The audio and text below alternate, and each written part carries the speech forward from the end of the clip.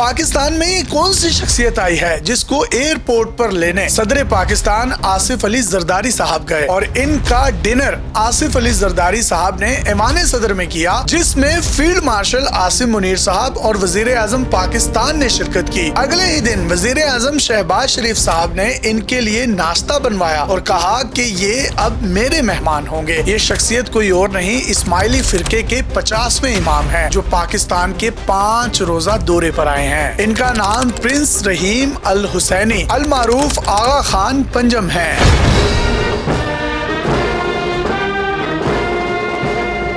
یہ پہلے بھی پاکستان کا دورہ کر چکے ہیں، لیکن بطور آغا خان یہ ان کا پاکستان میں پہلا دورہ ہے۔ یہ اپنے دورے کا زیادہ وقت گلگت اور چترال میں بتائیں گے، کیونکہ وہاں اسماعیلی کمیونٹی بہت بڑی تعداد میں موجود ہے۔ پورے ملک میں پھیلی ہوئی اسماعیلی کمیونٹی اس وقت گلگت کا رخ کر رہی ہے، کیونکہ وہ اپنے روحانی پیشوا اور 50ویں امام کا دیدار کرنا چاہتے ہیں، اور یہ once in a lifetime opportunity ہے کہ وہ اپنے امام کی کھلی آنکھوں سے زیارت کر سکیں۔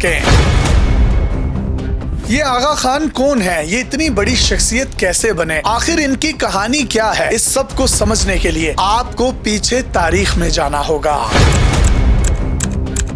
سب سے پہلے آغا خان یا اسماعیلی کون ہے، اس چیز کو سمجھیے۔ یہ اہل تشیع کا ایک فرقہ ہے۔ اس وقت دنیا میں اہل تشیع کے 2 بڑے فرقے ہیں۔ نمبر 1 اثنا عشریہ، جو کہ پاکستان، ایران، عراق اور شام میں پھیلے ہوئے ہیں۔ ان تمام لوگوں کا فرقہ اثنا عشریہ ہے۔ یہ لوگ 12 اماموں کو مانتے ہیں۔ دوسرا فرقہ اسماعیلی کہلاتا ہے۔ اس کی آگے ایک برانچ ہے نظاری۔ نظاری فرقے کو ہی آغا خانی فرقہ کہتے ہیں اور یہ اسی کے امام ہیں۔ امام جعفر صادق رضی اللہ تعالی عنہ کے دنیا سے پردہ فرمانے کے بعد اس فرقے کی ابتدا ہوئی۔ ابتدا ایسے ہوئی کہ امام جعفر صادق کا جب انتقال ہوا تو اس وقت 2 گروہوں کے درمیان اختلاف پیدا ہوا۔ ایک گروہ کا ماننا تھا کہ امام جعفر کے بڑے بیٹے اسماعیل بن جعفر امامت کے مستحق ہیں، لیکن مسئلہ یہ تھا کہ اسماعیل بن جعفر کا انتقال امام جعفر رضی اللہ تعالی عنہ کی زندگی میں ہو گیا، جبکہ دوسرے گروہ کا یہ ماننا تھا کہ اسماعیل بن جعفر کا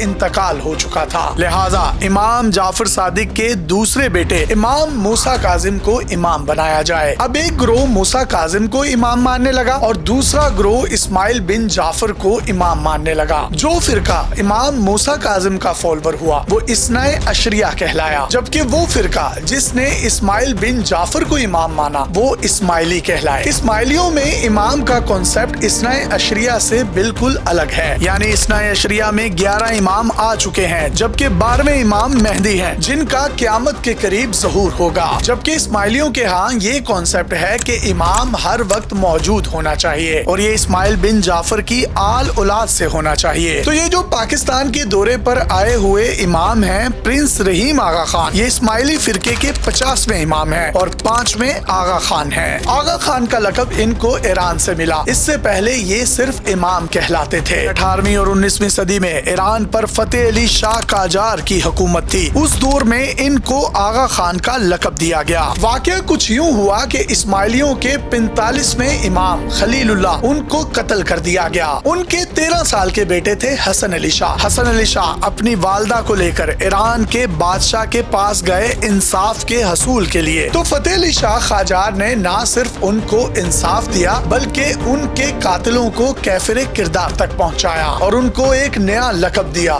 آغا خان، جس کو آپ آقا بھی کہہ سکتے ہیں۔ تو یوں حسن علی شاہ 46 میں اسماعیلیوں کے امام بنے اور پہلے آغا خان۔ صرف یہی نہیں، شاہ ایران نے انہیں اپنی بیٹی کا رشتہ دے کر ان کو اپنا داماد بنا لیا اور اس کے بعد ان کو پرنس یا شہزادے کا لقب دیا، جس کے بعد تمام آغا خان شہزادے یا پرنس کہلانے لگے۔ اب یہ جو پرنس رحیم الحسینی پاکستان آئے ہیں، ان کی کوئی سلطنت نہیں، یہ کسی جگہ کے بادشاہ نہیں، لیکن پھر بھی ان کو پرنس کہا جاتا ہے۔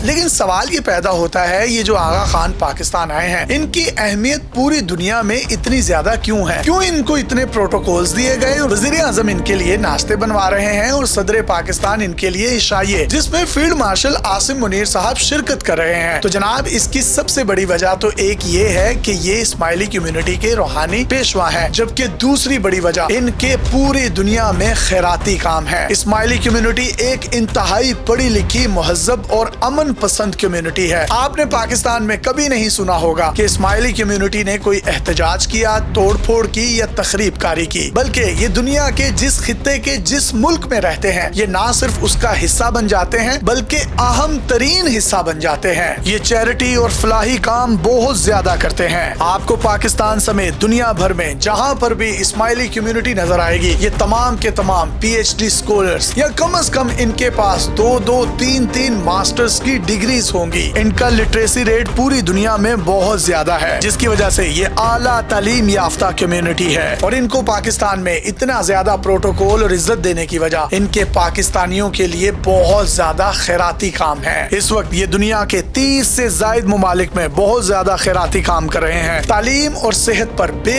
تحاشا پیسہ اپنی مدد آپ کے تحت خرچ کر رہے ہیں. پاکستان میں آغا خان ہاسپٹل ان کے کاموں کی ایک جیتی جاگتی مثال ہے. اس کے علاوہ سرینا ہوٹلز کی چین میں ان کے بہت زیادہ شیئرز ہیں. فرانس میں ان کے بڑے گھوڑوں کے استبل ہیں, فارم ہیں, جہاں پر اعلیٰ نسل کے ریسی گھوڑے تیار کیے جاتے ہیں اور ان کی قیمت ملینز آف ڈالرز میں ہوتی ہے. یہ گھوڑے سٹالینز کہلاتے ہیں.